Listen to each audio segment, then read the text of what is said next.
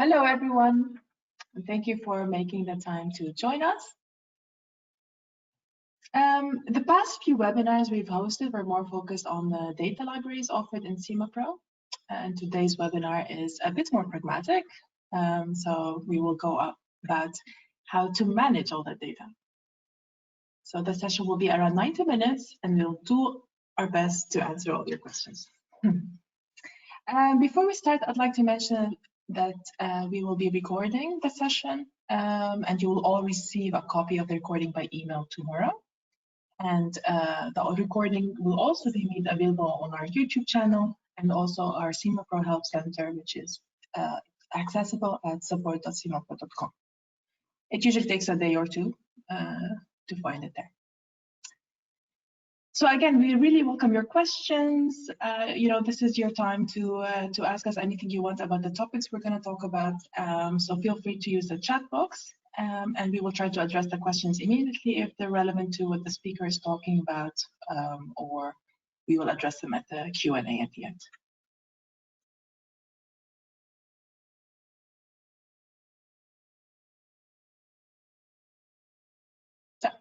So we're happy to collaborate with our partner in the US, Long Trail Sustainability, on this webinar.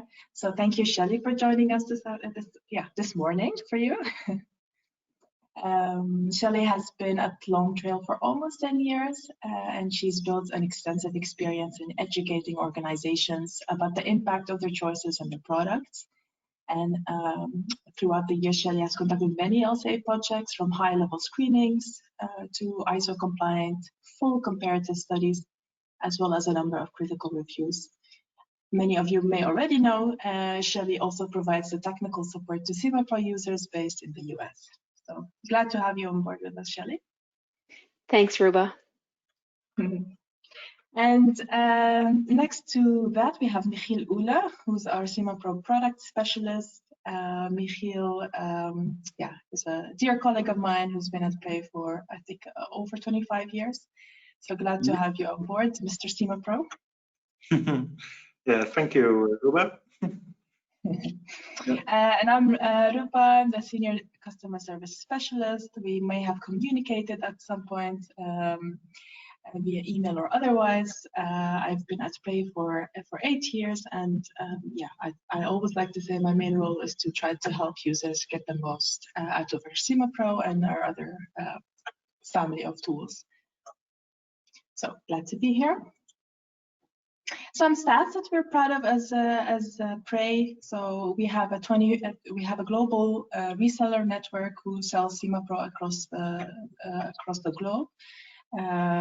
We have around 10,000 or more users, active users with an active community.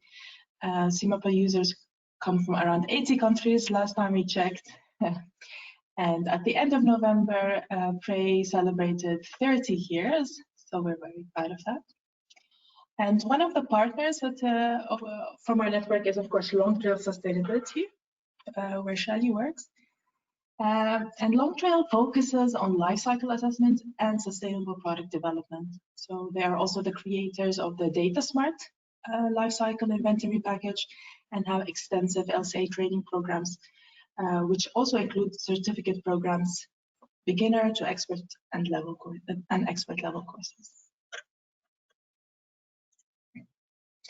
So a little bit of what you can expect over the next 90 minutes. I'll start off with explaining some of the basics of SimaPro and some of the underlying architecture.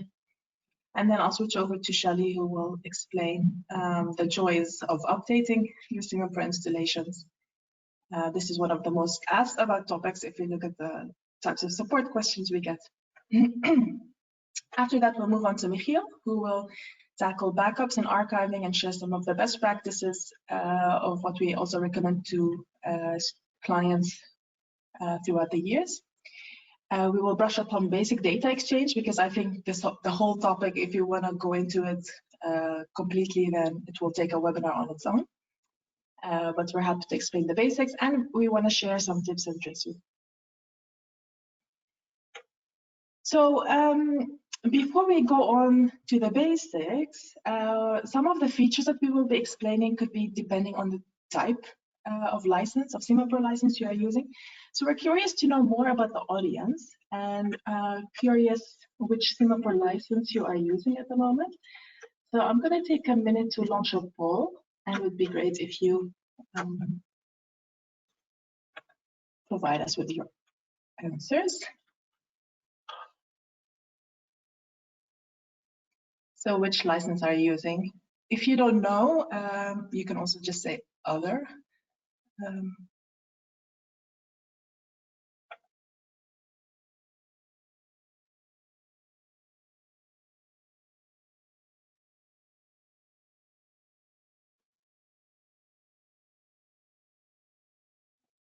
Okay, give it a few more seconds. So far, it's a kind of a close tie.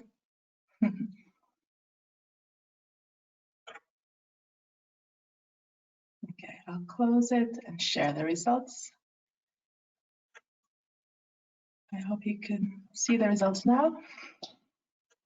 So 35% are educational users, PhD or faculty, and then we have almost a tie between business, multi-user, and single user. And some of you are from classroom, who have classroom licenses, and the rest are using other tools. So glad to have you all. Okay. Back to the presentation. So yeah, I'll start off now with some of the basics.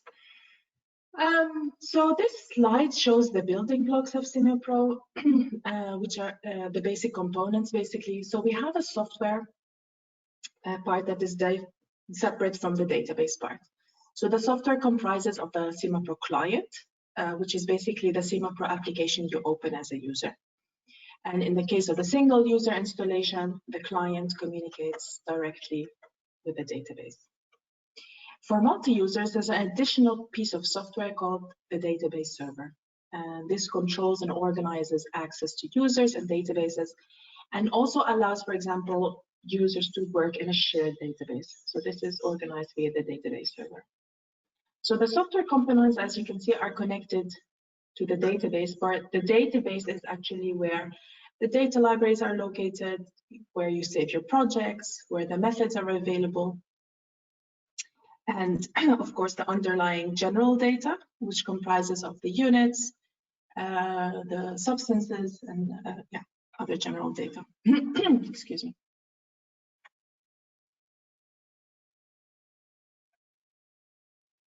So if you take a look at the back end, this is actually what a SimaPro database looks like. So the screenshot I made is from the default database location for the professional database. But during installation, you can usually select the location where you want to save the database. This is just the default if you don't choose one yourself. Each database, as you can see here with the professional, has 77 number files. So I didn't show all the files in the screenshot, but you can see it starts from 0, 1, 2, 3, and goes on to 77. And the file extension is .nx1, and this is basically the SimaPro database type. So you can have 77 files per database. So you can have 77 files for your professional, 77 files if you downloaded, for example, the World Food LCA database, and another 77 files if you downloaded the WE LCI database. But the most important message I want you to take away from this is, if any of those 77 files are missing, you will not be able to open your database, unfortunately. So it's very important that these 77 files remain intact and remain together. Michiel, I don't know if there are any questions at this moment, or shall I just continue?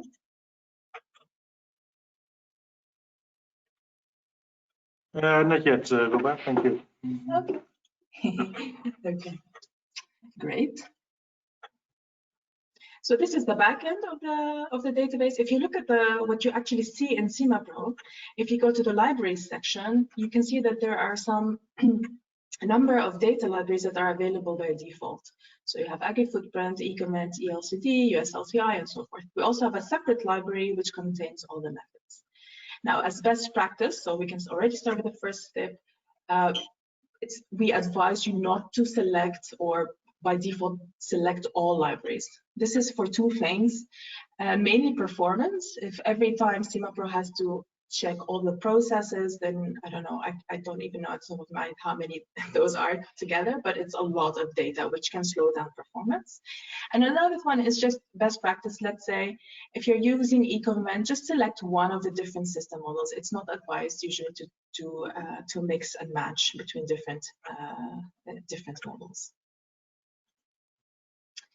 And unlike some of the methods and the versioning of the methods that we have, to check the version of a certain data library, you should check the description section.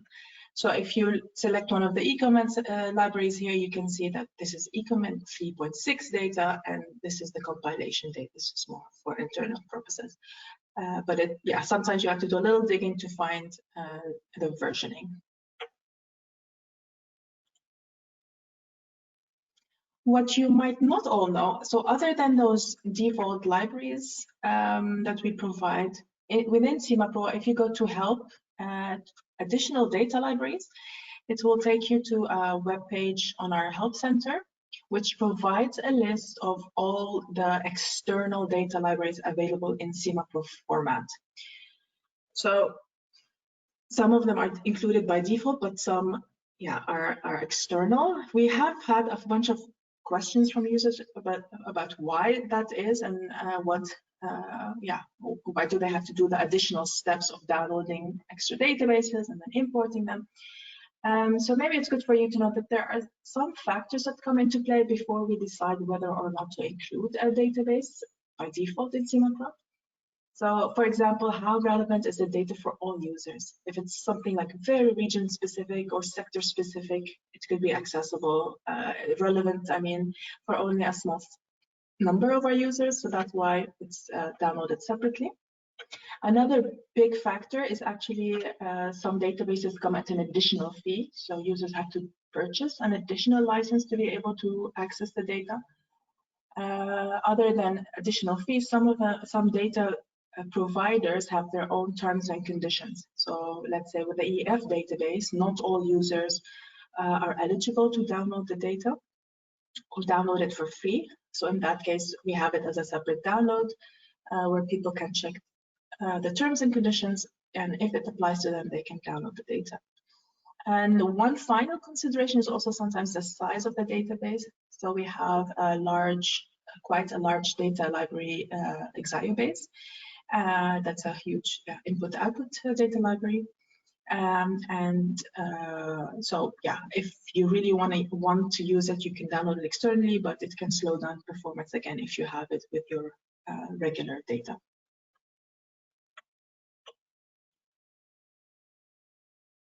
Okay, so now we'll move on to updating SimaPro.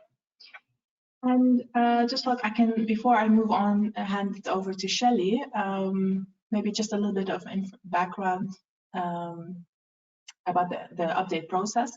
So we try our best to send out 2 SimaPro updates a year. We usually notify users who have a valid service contract or a valid SimaPro subscription by email about the availability of a newer version.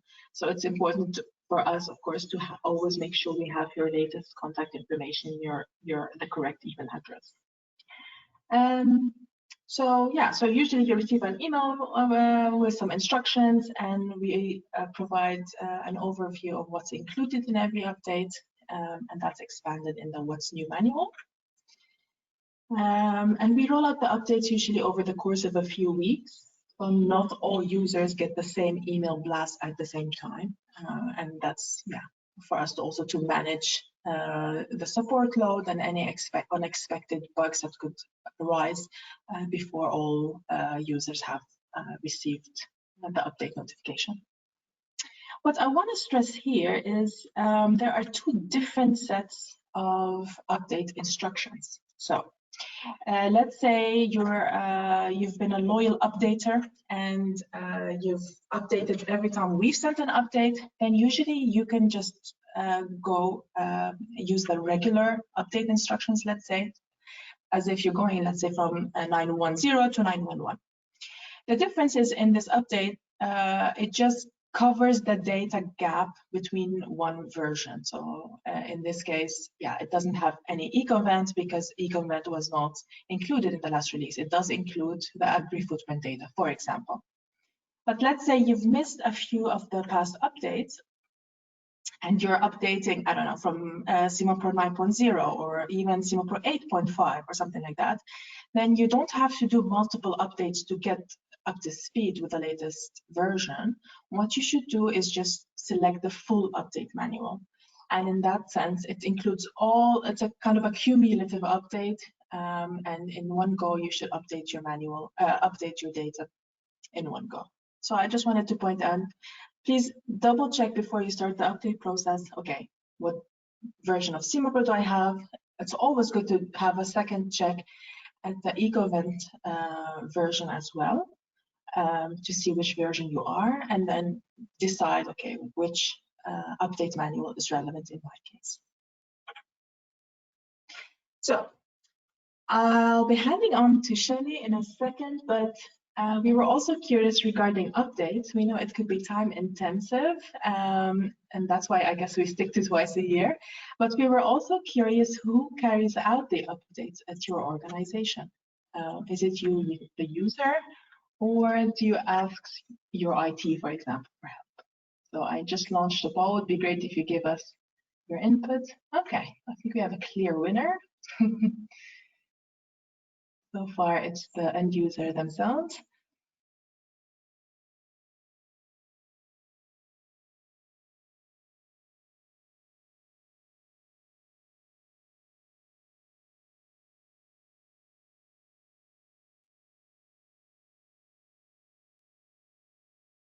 Wait a few more seconds. We have 80% of the audience has voted. Okay, so I guess it's a clear winner. I'll share the results. Yes, so the audience members themselves are also the users that are doing the updates. So that's great to know. And I guess you have to pay now extra attention to what Shelley's going to explain. Okay, so back to the slides.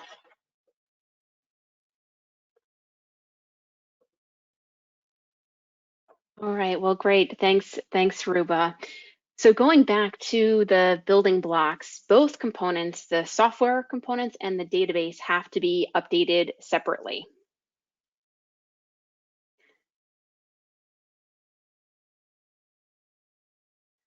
So you start by updating the software, and this is the fast and easy part. To do so, download and run the Setup SimaPro exe file to update the SimaPro client. You'll follow the prompts in the installation wizard. You will be asked for your registration name and code, so be sure to have those handy. If you're using a multi-user version, be sure to update all SimaPro clients at the same time. You can check to see that the update was successful by opening SimaPro after the update. It should say 9.1, for example, instead of 9.0 in the About window when you first open SimaPro.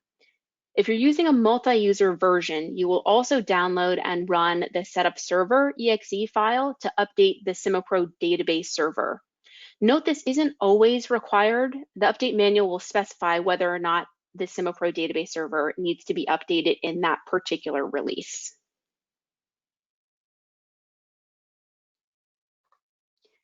The next step is to update the database or databases if you have more than one. We recommend setting aside a few hours for this part. These steps are detailed in the update manual with screenshots, which we recommend that you read and have handy during the update process. It is involved enough, however, that we'd like to take a few minutes now to review. The first step for updating the database is to download and run the update database exe file, which will install the update database, so 77 files associated with the update database. So if you've been a loyal updater, as Ruba called it, you'll run the update 911.exe, for example, with the latest update, or the full update 911.exe for earlier versions. This is going to install that update database that you're going to then import into your working database. The next step is to open SimaPro and open your working database. So for most of us, that will be the professional database. Now later on, we will discuss how you can rename databases, so you'll know the database that you're working in. So you're going to open up that database. The next step is within SimaPro to go under File, Import SimaPro Database, and you're going to browse to and select the Update Database. Then you'll follow the prompts in SimaPro. So this is going to include a scan and backup before the actual import starts. And this import can take a long time, depending on the size of the database, and thus requires patience. Forcing SimaPro to shut down risks damage to the database, so please do be patient during this process. After the import, you can verify the update was successful by checking a library description of a library that was updated. For example, if you have installed and imported an update database that contains a newer version of EcoInvent, you can go into the library section as Ruba showed, and you can select an EcoInvent 3 library and view the description, and you should then see, for instance, that the description notes EcoInvent 3.6. Another option is to check the version number of a method that was updated. So under the methods section, you can check that. You can view the details of the update content in the What's New manual available on the SimaPro Help Center. Now you're not done quite yet, so don't forget to append the substances. This will ensure your calculations are accurate. So appending substances converts old substance names in your database to the latest substance naming convention in SimaPro. If you do not do this, mismatches between lifecycle inventory and impact assessment data may occur, leading to incorrect LCA results. The replacements are defined in the append file that's installed with the update database. Appending merges two synonymous substance names into one. For example, CO2 needs to be appended to carbon dioxide, the latter being the name used in the most recent version of SimaPro and in the impact assessment methods. Without appending CO2 to carbon dioxide, any use of the substance name CO2 in a process will not show in the impact assessment results. So to append, you'll go to Substances under General Data in SimaPro after you've imported the update data. Then you'll click Append and Load, selecting the append file that was downloaded with the update database. Note if you receive a message that no data are loaded for replacement, that means your database is up to date and no further action is needed. In the case that data are loaded, you will then click Append to complete this process. Lastly, there is an optional step to use replacement files with specific projects to replace obsolete links in your project using one of the replacement files provided. This is done using the Projects to Links Library Manager, and the SimaPro support team has a helpful video for general instructions on using this feature, which is linked in the update manual, and further instructions are provided in the update manual as well. Now, as one final step and tip to free up space and to avoid confusion, we recommend that you delete the 77 update database files once you're done. This database is no longer needed as it has been imported into your database. So we have a few questions here. So one user is asking, is it a problem, let's say, or can you encounter any problems if you've missed an update and then use the full update to catch up? Yeah, there's no specific problems that you can encounter. It's just sometimes, yeah, there are more obsolete processes to be replaced and such. I don't know if Michelle, you have other input.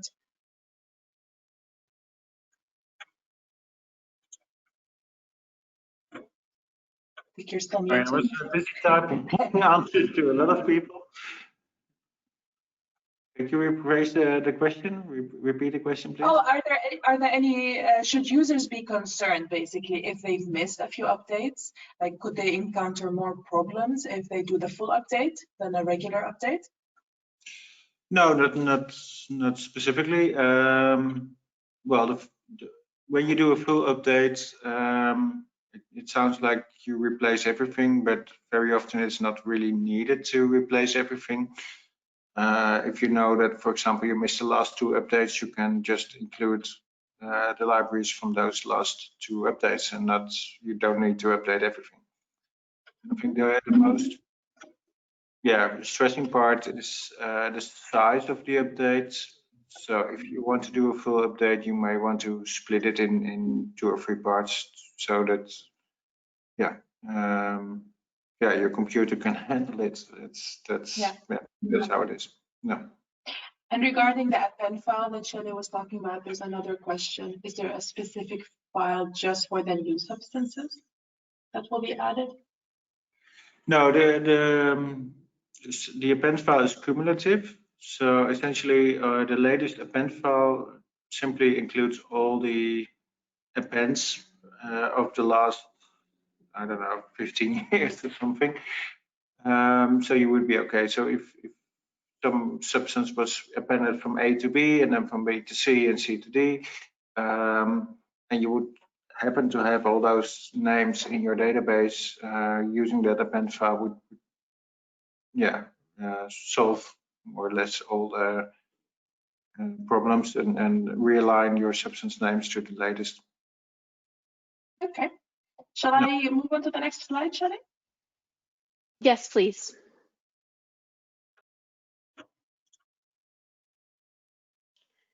So a few tips for importing a database in a multi-user environment. So to speed up the import, the software, working database, and update database should all be on the same machine. Start by opening the database you'd like to update via the local server, not via the database server, which you normally do. So to do so, you'll need to click on the server dropdown in the open database window and change from NexusDB to local server. This switches SimaPro into a pseudo single user version, which will greatly speed up the import speed. Keep in mind you will need the manager password to open the database. Then complete the updates following the same steps we just discussed.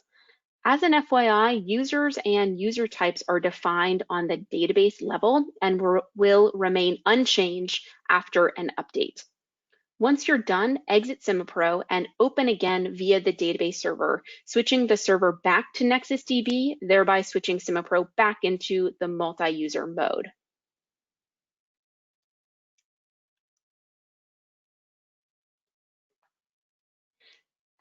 Now we have a few commonly asked questions here that we'd like to review. So one that we get a lot is, after a software update, can I expect my results to change? So no, not yet, because you haven't updated the database. Another question is, after a database update, can I expect my results to change? And this is most likely yes, due to the changes in the library data and/or changes in the impact assessment methods used. And a little more on that in a moment. Now, what if I only update the software? So when you update the software, your database contents remain unchanged. So essentially, you get a newer version of the software that contains new software features and fewer bugs.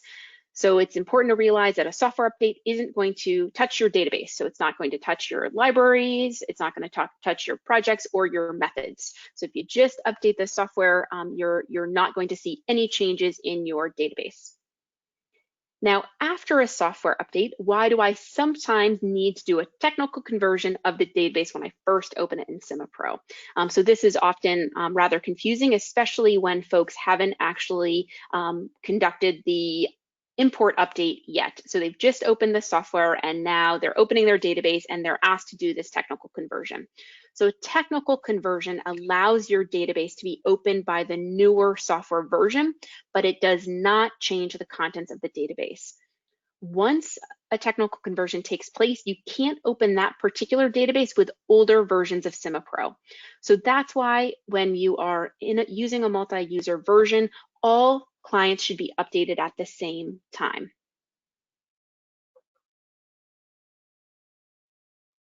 After I update the database, what happens to my data? So the shortest answer to this question is the library and methods used in your projects will be updated. There's also an element of it depends to the full answer, depending on whether the libraries and methods you are using in your projects have been updated in that specific release. So getting into some of the details here. So in most cases, library processes will automatically be updated. So for example, an EcoInvent process from version 3.5 will be replaced by an updated version from EcoInvent 3.6. Now, sometimes there are processes that become obsolete that are not automatically updated, and these need additional handling by the users. This is detailed in the update manual. Now, in custom processes that you've built, or in cases where you have copied, renamed, and revised library data, links to the library processes in most cases will automatically be updated to the newest version of the dataset. The rest remains unchanged.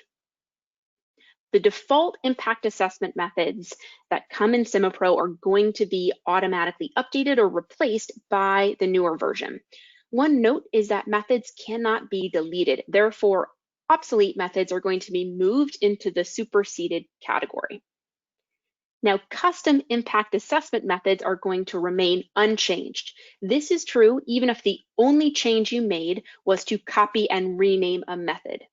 That then custom method will remain unchanged. And then, as discussed, appending substances may merge one or more synonyms to one substance name and could change your result if that final substance is included in an impact assessment method and the previous substance name was not.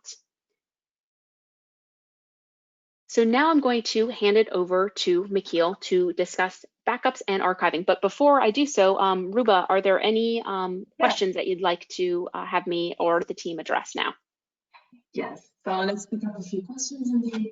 So we have a user asked, we have a multi-user license, but the software resides on 2 different computers. So I guess that he says they probably do not run it through the database server.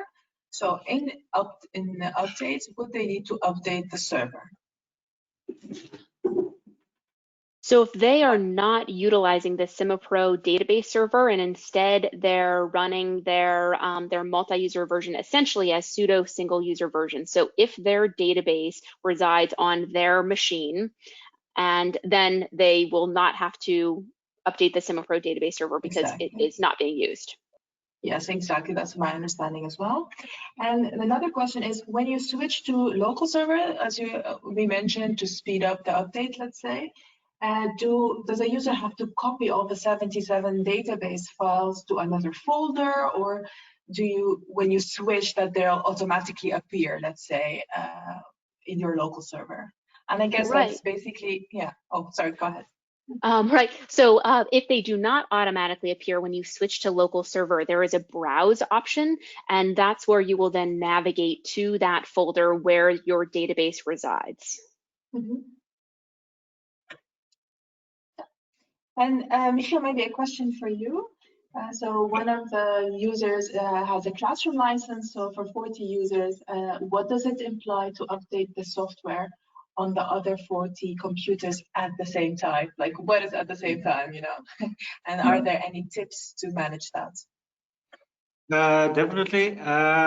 If you look at the installation manual, we recommend for the classroom that the SimaPro client is installed on a, let's say, file server, and that a shortcut is made from each local workstation to that file server.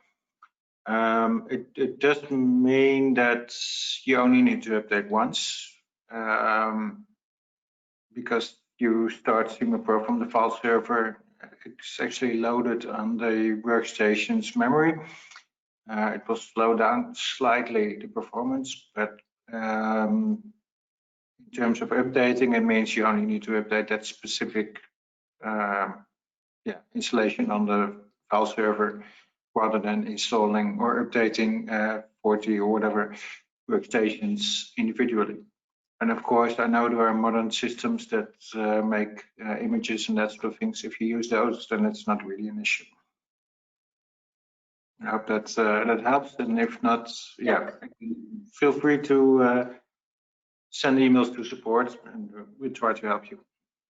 Yeah. So maybe another question regarding the different databases that we show that are not by default in SimaPro. Can we already say something about maybe the future of some of these databases? For example, would AgriPolice or World Food Database remain separate databases, or would they be integrated at some point in the default?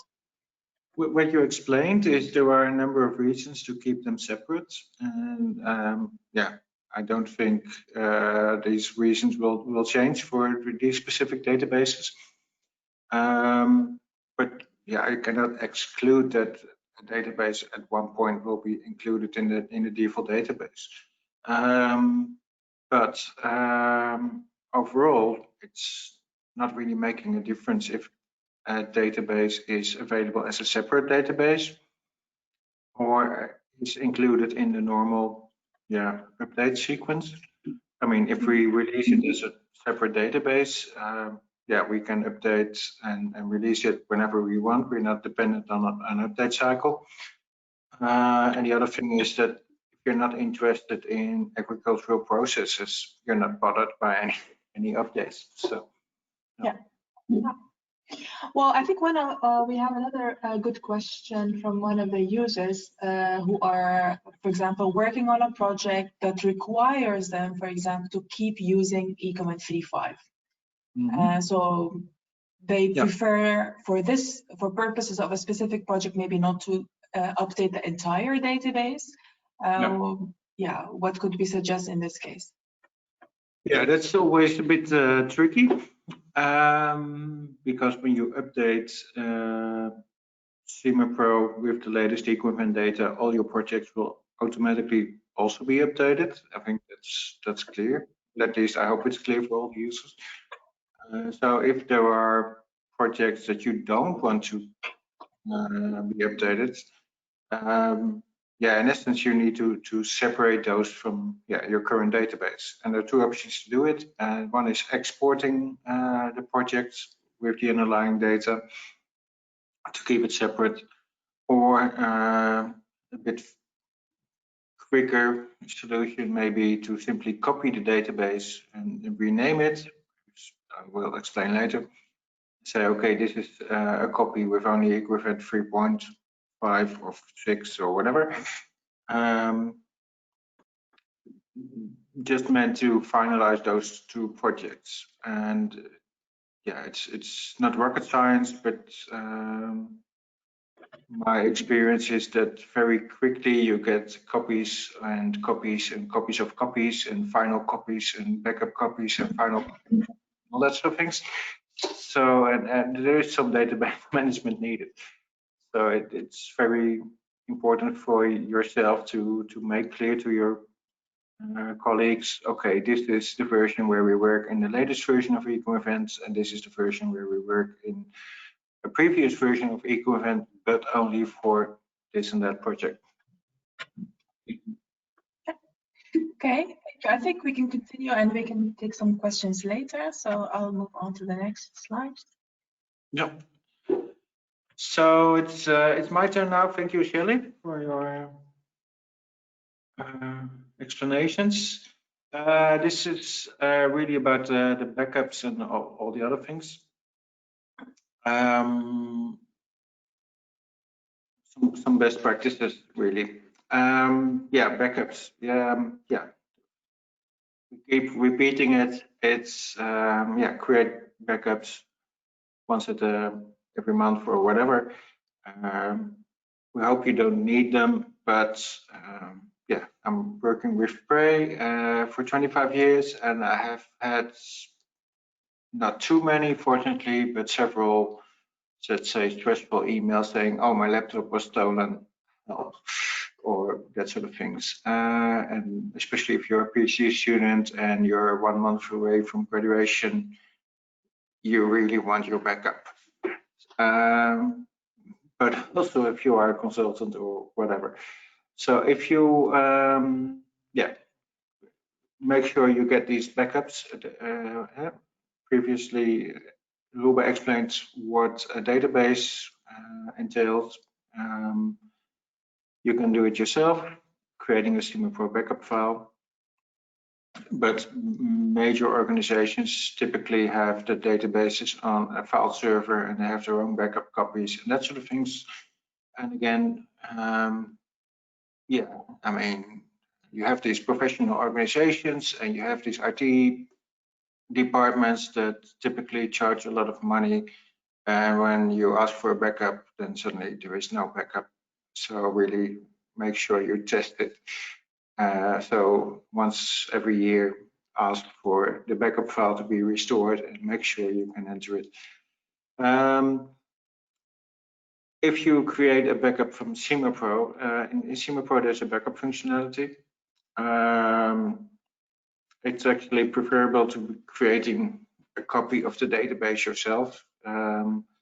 It's more compact because it reduces the size of the data even more than when creating a zip file. It will ensure completeness. Ruba explained a database is a set of 77 files. These 77 files are interconnected. So if you miss one, the whole database is lost. It will not open. If you use this backup functionality, you make sure that all the 77 files are included. And the other thing is very simple. Some users do not know where to find the database files. Yeah, if you don't know where to find the database files, I don't know if you can find the backup, but you can always search for the extension SP backup and then hopefully find it.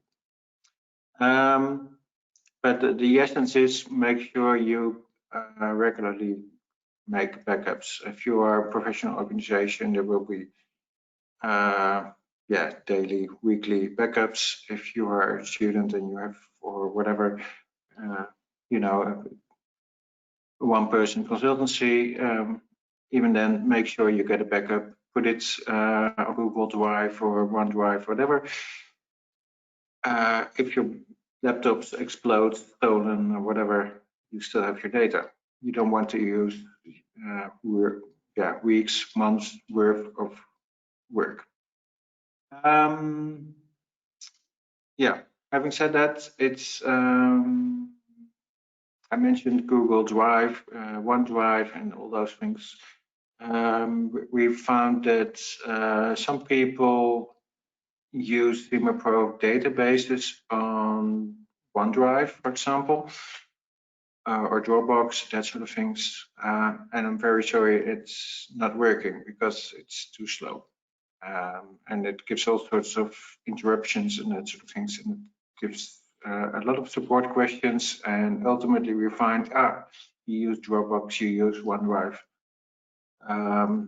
It's okay to use OneDrive as a backup, so you make a copy and put it on OneDrive, but don't put your database where you work on OneDrive or Dropbox, just to avoid all sorts of issues. Some users maybe would not realize that there are always some sort of synchronization processes going back at the back end for these cloud-based, and these kind of mess up the interaction between the software and the database team. So so that is about the backups. Then there's something about archiving. What we at Pray typically do, we archive projects that we finished with our consultancy team prior to when we apply a major database update or even a minor database update. And archiving can be done in different ways. But the important thing is that you want to make sure that you keep your project in a state that you can recalculate the results as they were when you finalized the project. As Sherry explained, when you have an update of the library data or the methods, it's likely your results will change. I mean, even small, but people really get nervous when 1.1 is changing into 1.2. So you really want to have something which is literally giving the same results as before. Archiving is done by exporting a project as a database, as a new database.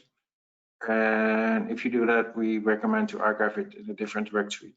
On the other hand, we know that if you update and also a backup is created when you apply the update, and that is automatically a kind of archiving. So there's different ways of approaching this. Can I have the next slide, please? Yeah. Creating a backup of your database, under SimaPro database management, in the file, you'll find a backup functionality. Yeah, it gives you a name, the database name plus a timestamp. It's going really quickly. In reality, it's a bit slow, especially this part. You see, SimaPro can be unresponsive. It may take a lot of time. Just leave it, and at one point it will come back to the normal state. So you'll notice, I think a lot of the functions or the features we will be talking about are under file database management. So yes. Yeah. So once you've created a backup, you also want to know how to restore it, and that's the next slide. Whereas again, under database management, restore. The important thing is that you cannot you can restore a database, but you cannot restore it to the same name as an existing database. So, for example, you have professional now, and here you see nothing, so you can rename it to professional. But if there were a professional database here, it would not be accepted. So you need to rename to professional restored 2020 or whatever the year is. And then you can, of course, restore and then reopen. Again, it might take some time, but ultimately you can, open the database and see your backup projects or that sort of things. So that's. I did not hear you properly. Can we take a few questions? Yeah, if you have questions, go ahead. So what happens if you try to restore a version of the database which is not yet updated? So let's say you have an old SimaPro 8.5 database, you restore it in SimaPro 9. What happens? Yes, that's a nice question. Restoring will happen, so it will restore the current version of SimaPro 8. What you need to know is that between SimaPro 8 and SimaPro 9, we changed the database system. So there will be a technical conversion of the database between SimaPro 8 and SimaPro 9. Once you open that restore database in SimaPro 8 format, you will get a message that a backup copy is created, and the backup copy is not a SimaPro backup file, but literally a copy, and it will have the extension professional version 8.4, I think, and then one of the numbers from 00 to 76, because the database is 77 files. And that is literally a backup copy, so that you can ensure that you have the original data. You don't need to open it again, because if you open it again in SimaPro 9, this backup copy will create a new backup copy called professional version 8.4 professional underscore 8.4 version 8.4. So you can go on forever. And then for that reason, we recommend to move those copies or backup copies to a separate folder, so that you're not getting confused and you don't get all these different copies.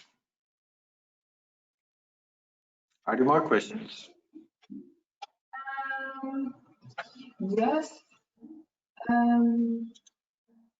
Not at this time, actually. Let's move on. That's fine. Yeah, data exchange. We have a lot of questions about it because people want to exchange projects, exchange data, data sets, I should say. So some basic introduction, supported formats that we allow in SimaPro to be exported. We have a distinction between the, let's say, professional versions like the analyst and developer plus the PhD, and the, well, let's say, simplified educational versions like faculty and classroom. The faculty and classroom have really almost no export options because we think, okay, if it's for educational use, you don't really need to export data, which is different for analyst and developer and PhD. We export to SimaPro database, obviously, to CSV, ILCD, EcoSpot. EcoSpot is the version 1 format, which will be phased out in the near future. And for export to ILCD, we are mapping, no, for export to ILCD, you need a mapping file to make sure that all the nomenclature is fitting to the EF nomenclature, and that will be released shortly. Essentially, for import and export, you need, export SimaPro database or export to CSV. Now, if you go to the next slide, you'll see the imports, the supported formats that import. Yeah. Again, faculty classroom, very limited.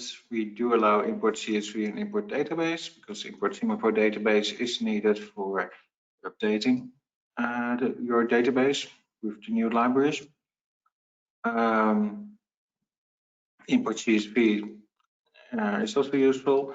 Import ILCD is a bit tricky. We don't directly support importing of ILCD files in SimaPro, but through SimaPro Flow, our online tool, you can import ILCD datasets, and currently only datasets using the substance list from EF 2.0. That will be exported as a SimaPro CSV. You can then import the data. Import EcoSpot will be discontinued soon. Import text in Excel was never possible. So you really rely on importing CSV and SimaPro databases.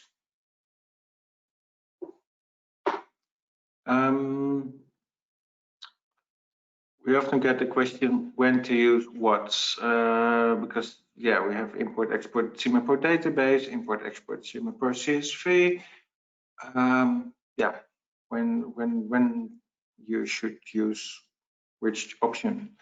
SimaPro databases are typically used to export or import complete projects with library data used in that project. So you can use that for archiving or for sharing. Suppose you need to send your project for a review. You can export this specific project with the library to the reviewer.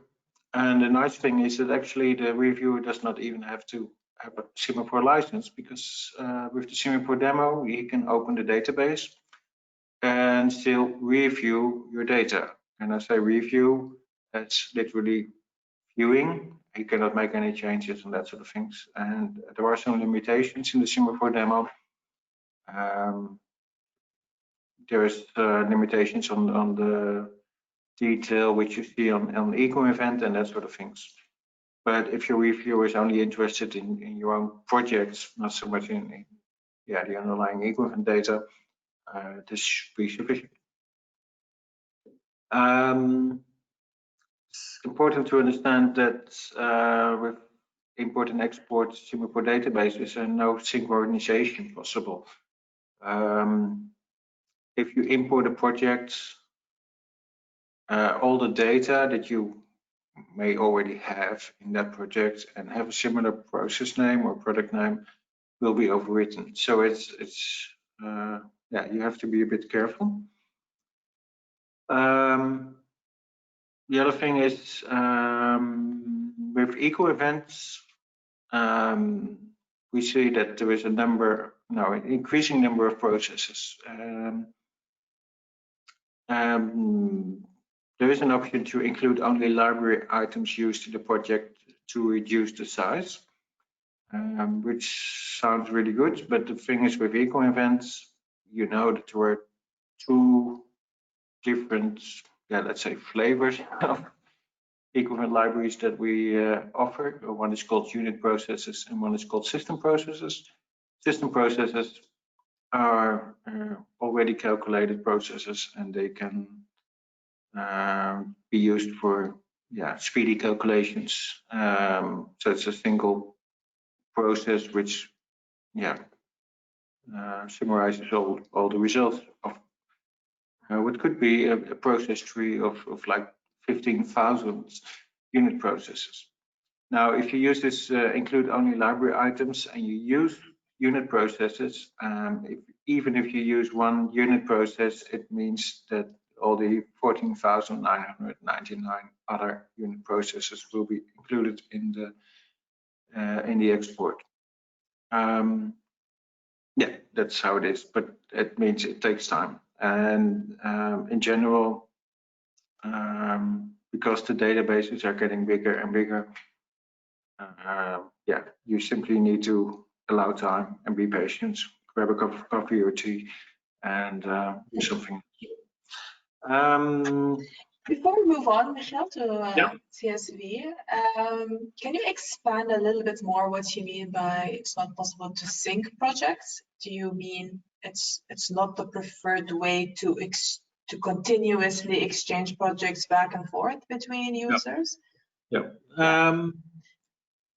Well, suppose you are working on two locations. I'm working on my place, and you, Ruba, are working on your place, and I send my project to you, and I have a project of a process called now let's call it whatever, and you also have a process whatever, and you made changes to the process, and I send you new data, and you import this project, and you import my whatever project or whatever process, and that will override your existing process. Now, you probably have made changes to that, or you may have made changes to that process, but SimaPro is not really forgiving. Importing is importing, and everything that is in that project will be imported, and everything that is in the existing project will be overridden. So any work you have done in updating your whatever process is lost, and that's frustrating. Yes, and that's why we have the multi-user version where you can work in a shared. I mean, if you need to work with several people in one database or on one project, let's put it that way, we recommend to work in one database, and we facilitate that with the multi-user version. If that is not feasible for whatever, we say you can also use a single user version on a remote desktop computer, and you can change turns. So you can log on the computer, Ruba, from in the morning, and I will work on it in the afternoon. And that way you can still make sure that you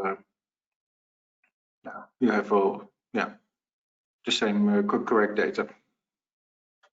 Okay, thank you, Michel. Okay, let's continue to the import and export of CSV. The difference with the SimaPro database import, the database import is really for complete projects. So everything in the project will be included, including calculation setups, perhaps methods you created, all the comments you left in separate several fields in the project description and that sort of things. Sometimes you just want to exchange a few data sets. So there's no need to import and export a complete project with underlying libraries. And then you can use CSV to import processes, product stages. What you need to understand is that data consistency is really important here. If you export a SimaPro database, that's sort of automatically taken care of. But if you use import export CSV, you really need to make sure that you include all the relevant processes from that project. Suppose you have a model, and this model is consists of processes A, B, and C, and all these processes also you have input from eco-event. Well, I mean, when you use SimaPro, I think 99.99% of the users have eco-events, so that's taken care of. One thing is, okay, what version they have, 3.4, 5, 6, 7. That may give some issues. But if you export process A to a user and the process A points to B, and your colleague does not have process B, SimaPro will give an error. So it's important that you import all those underlying processes that are relevant within the project. And to ensure this is correctly done, we have a special feature in SimaPro. If you click the top processes, the top process of a process tree or your model, so to say, you can use the right mouse click and choose select tree, and then all the underlying processes in your project will be selected. And from there, you can continue to export. Apart from exporting, importing processes, product stages, you can also export methods. That's relatively simple. The thing is that if you export a method and you import it, it will be in a project. And if it's imported in a project, the method will not automatically be available for use in other projects. We have a solution for that, and that is that you can move it to the library, methods, for example. And then when it's available there, you can automatically select it in all your projects. And the move to library is something you can find under edit, I think. Okay, let's continue to the next one. Next slide. Before you could get started, some things to consider. Source and destination, do they have the same version of the software in the database? Sometimes people have issues because they export from SimaPro 9 and you want to import in SimaPro 8, or people have eco-event 3.5 at one end and 3.6 at the other end. It's really important that you make sure that you have the same version of the software in the database at the both sides. The other thing is, I think Shelly mentioned it about appending and all that sort of things. When you import data, before the actual import starts, you will get an overview of what is going to be imported, and it will show you an overview also of the new substances, new units, new quantities, new everything actually. It's really useful to keep it because sometimes new substances are added which are not taken into account by our append files, because the append files that we send out are only relevant for the libraries that we create, and if somebody else is creating new substances, we don't know, of course. So suppose somebody enters a new substance, CO2 _ fossil 20 years or well, whatever people come up with, it will not be included in your impact assessment methods, and it may mean that you have a bigger or smaller deviation from the results. So always have the input overview and check if there's some manual action needed. Some other things, what we learned over Get the a lot last of support on. Yeah. Sorry? We do get quite some support on file corruptions. Yeah. Yeah, what we learned over the last years, file corruptions, well, it's not really corruptions, but issues. One thing we were really surprised about when we discovered it a couple of years ago is that Outlook is able to mess up your CSV files when they are not sent as a zip file. Not too often, unfortunately, but we really recommend to send CSV files to somebody else as a zip attachment, or use Dropbox or WeTransfer or ShareFile or whatever system. But yeah, it's always, I mean, it takes a lot of time to discover because people say, oh, it doesn't work. And then, yeah, you have to figure it out. And it's really annoying. Something stupid as Outlook. Another thing is, could you go back, please? The opening CSVs, the opening or editing of CSV in Excel. If you need to edit, we recommend using Notepad or Notepad++, Ultra Edit, and that sort of things. Or yeah, choose import in Excel and then save again as a CSV. Because very often we see that people simply make some changes or open it in Excel, save it, and then a lot of, I don't know, weird stuff happens and it does not properly import in SimaPro again. Now you can go to the next one, the CSV import options.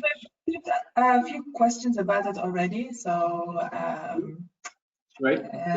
So for the audience, yeah, listen up. And if you still have questions after, we are happy to answer them. Yeah, I'll continue now. So this is the import CSV window. And the top one, import files, you can select your file to be imported simply by clicking add. You can actually only import one CSV file at a time, which means that the CSV should contain all the processes that are needed for the import. So if you have a process A that links to B, you also need to have process B in that CSV file. Mapping file is only needed typically when you use EcoSpot, so that's not really relevant. The object link methods. The most important thing is that you pick the latest or pick the third option. Try to link imported objects to existing objects first. Prior to that, you should make sure that you have selected the proper library. So if you know that your data are linking to Ecovent's cutoff data, then you must select those libraries. The CSV format separator is typically semicolon, and the other options, yeah, normally there's no need to tick them, but only in certain cases we recommend you to tick them. Yeah, but if that's needed, yeah, you probably have contacted the support, and we will let you know that you should use them. So if in a nutshell, Michiel, you would say, okay, before you import, double check that you know if any library, yes, which library is relevant, selected. These are the default import options. They should be enough. Try to start with existing objects first and give that a go. And if that doesn't work, then look into other options. Yeah, the nice thing is that if you have a file exported from SimaPro, you can see which libraries were selected in the project that was exported, or in the data, in the project from the data that were exported. So that's the default selection you could pick. And the other thing is that from the header in that CSV file, SimaPro will automatically sort of detect the CSV format separator. So typically it's semicolon, but suppose somebody has chosen comma, SimaPro will automatically adapt to comma on the import. And one further comment on that. So certainly when you're selecting the libraries that are used in that import CSV file within the project in SimaPro that you're importing into, be sure to then click on processes under the inventory heading so that those data are actually loaded, and then go under file and import. Yep. No, that's correct. Any further questions on this window? Okay, I already moved it. There was a question if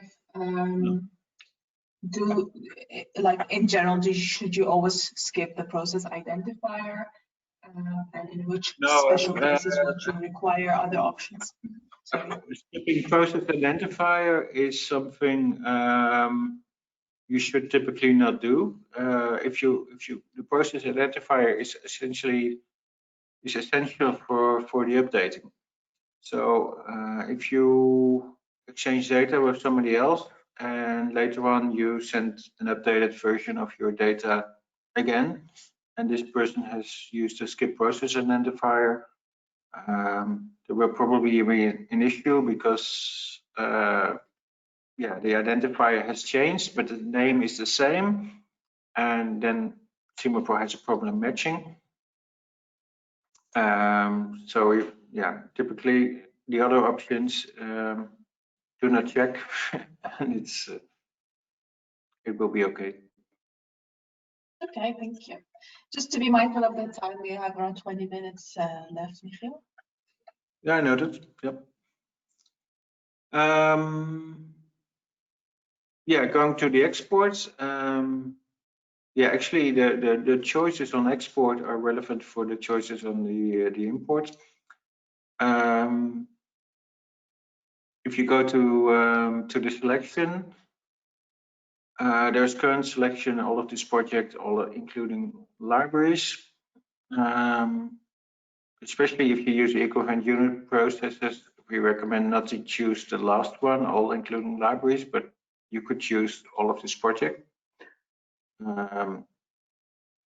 Related objects, system descriptions, substances, units may be useful if you have added new units or substances. Including sub-product stages and processes is not really needed if you choose all of this project. And include platform IDs is relevant for when you want to upload data to our web platform. Yeah, it's a bit tricky because yeah, sometimes all of this project means you export processes that you don't want the other party to receive. So it's a little bit tricky to yeah, to get to the right number of processes that you want to export. But if you have questions about this, then yeah, you can always email us. On the right-hand side, you see export fields. There's a skip empty fields, which is a nice way to reduce the size of the CSV. Any field which is empty will not be exported, and that's not an issue for re-importing. And another one is convert expressions to constants. It's not very often used, I think, but sometimes people use parameters to create expressions. And this may contain some kind of confidential data. I mean, if you are a chemical company, you may have all sorts of expressions that calculate, company-specific data that you don't want to share with other people. So rather than sending an expression to somebody, you can simply say, okay, don't use the expression in the export, but simply export the value, the constant that is related to the current value of the expression. Then, of course, the format options. Well, semicolon is mostly used, so that's the default. And then when you click OK, you'll get the overview of things to be exported, and you can continue. The next one is on the export to platform, I think.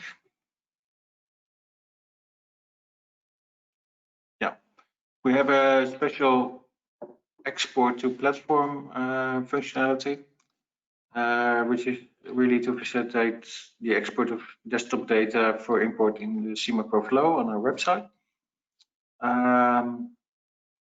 It's a bit presets to not include database parameters, to not include library data, all that, and it does include what we call platform IDs, specific UUID, to make sure that it fits with the data in the platform. There are some limitations on the platform side. The file size that is to be imported should be less than 150 megabytes, and the model should contain less than 750 processes. And we thought that would be enough, but of course, always there's people that manage to have a model with 751 or even 1500 processes. That's the way it is. It's important, that you also know that there are instructions available on the help center. So we really recommend to visit our help center and see these instructions for yourself. Next one, please. I think we're done with this part. Oh no, not yet. Go ahead. This is import errors. Oh yes. No. It's a pain, but it's common, and it's you're not. If you encounter import errors, you're not the one to blame. So typically, the reason for import errors are the choice of import settings, or sometimes even the choice of export settings. What Sherry explained before, selecting the relevant libraries before the CSV export. We also encounter occasionally the mismatch in units and quantities between the source and the destination. And it's typically because somebody has found a reason to change the conversion factor of a unit, typically currencies.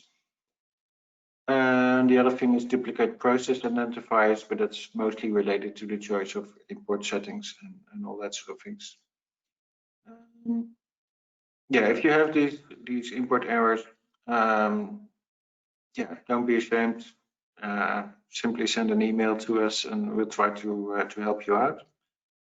What's important is that you save the log file, not just a screenshot, and send that as attachment to support. With the error log file, we can, I think 99 out of 100 times, very quickly can deduce what is the origin of the problem, and send you instructions for fixing this.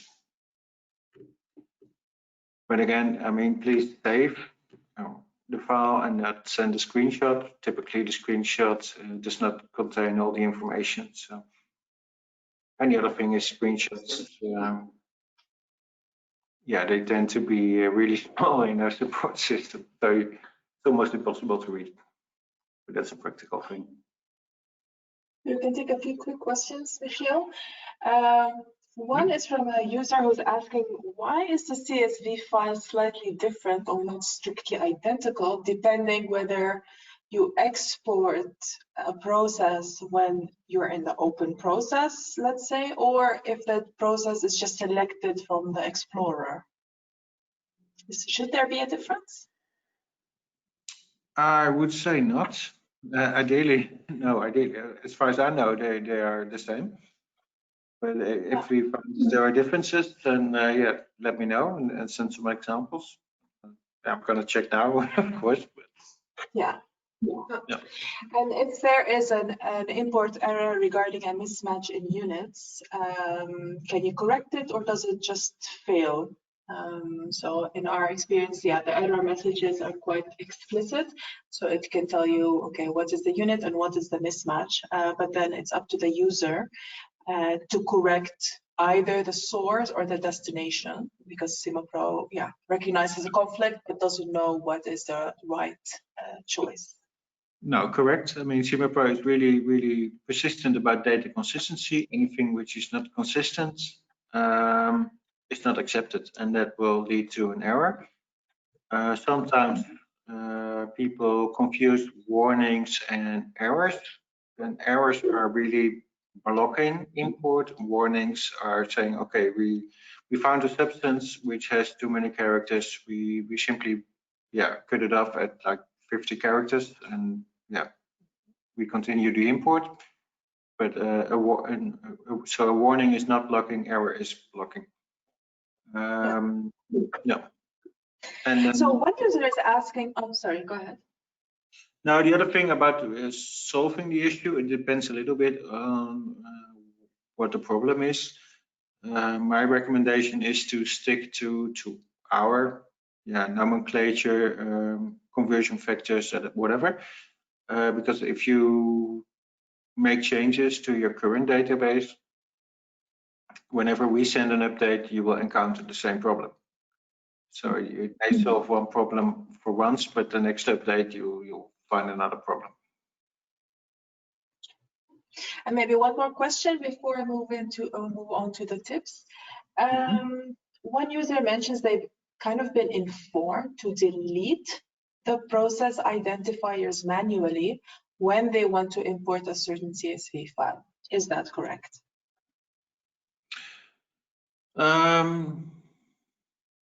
So the question is if people need to edit process identifiers?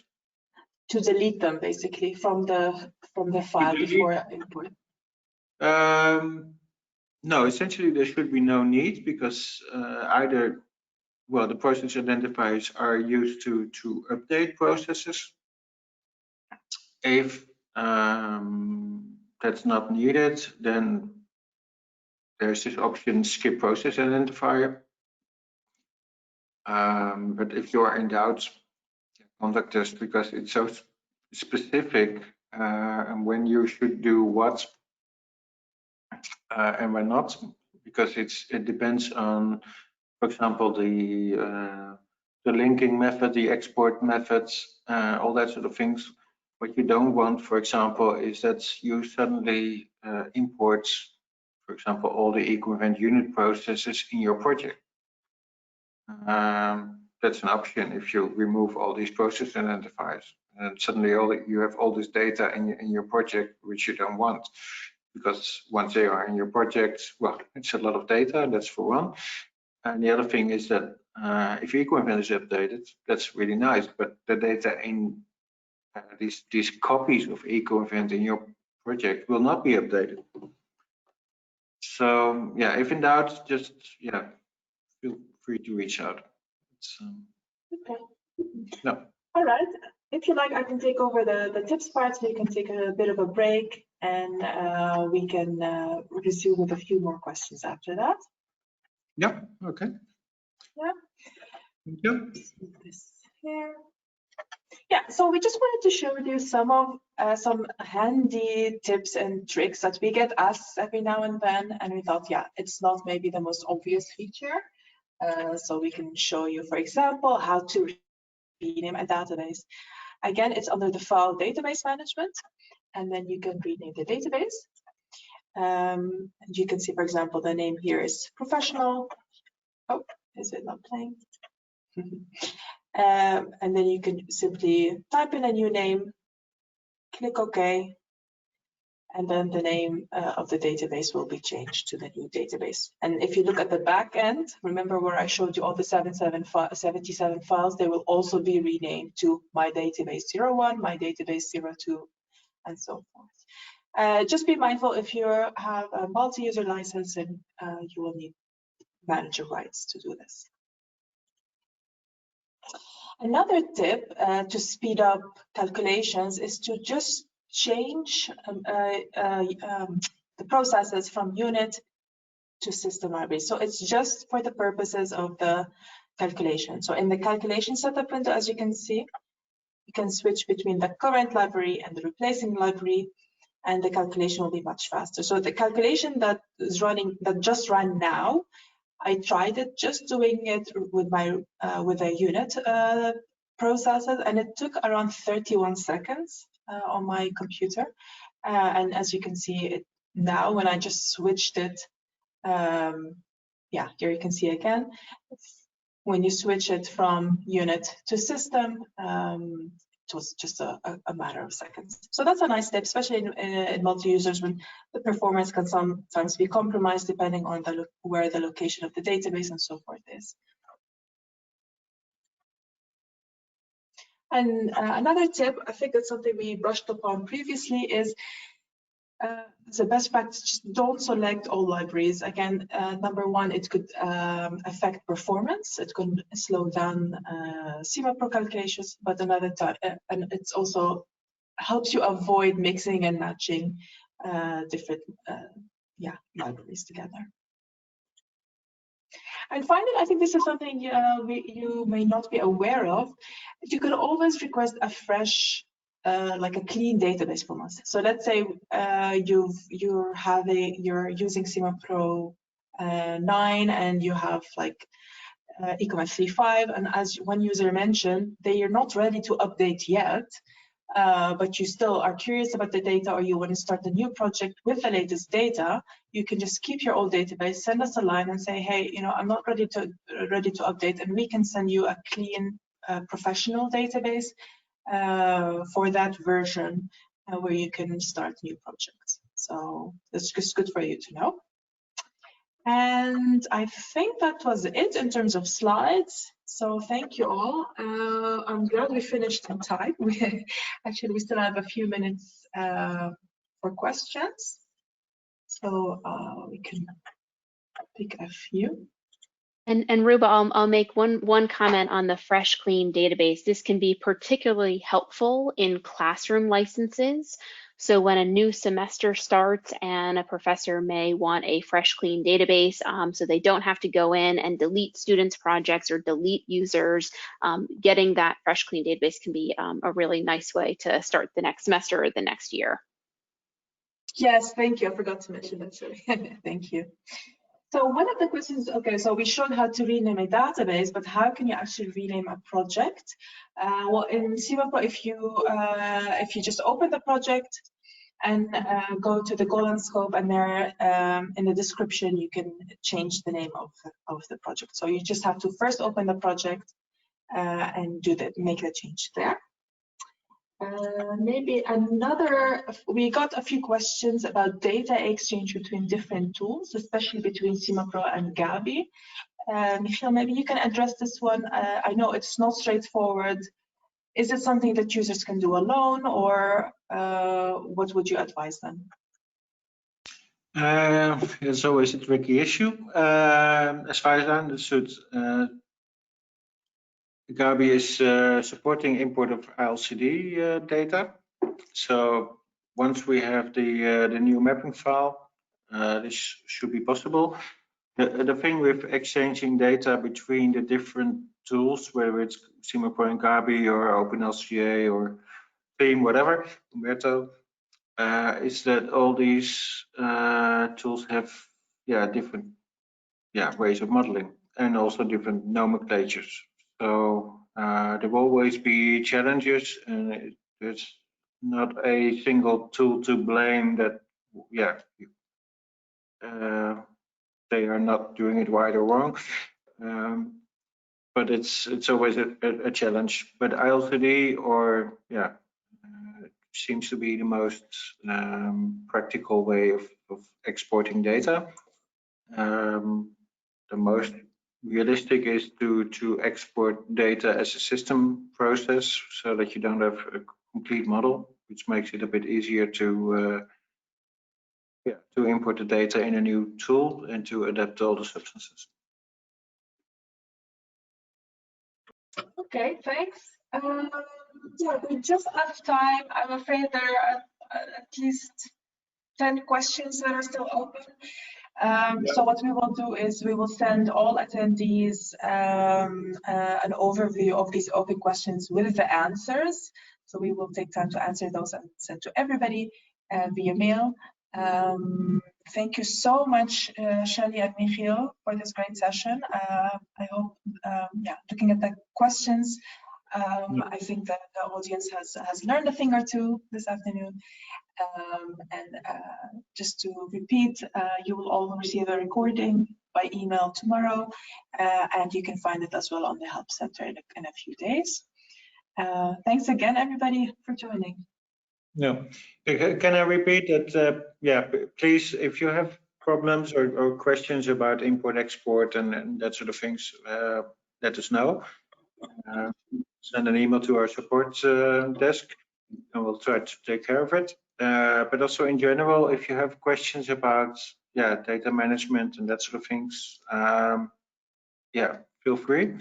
Because we have the SimaPro Help Center and we want to update it with the most frequently asked questions, and the more questions we get, the more likely it is that your specific questions will be answered either in text or video.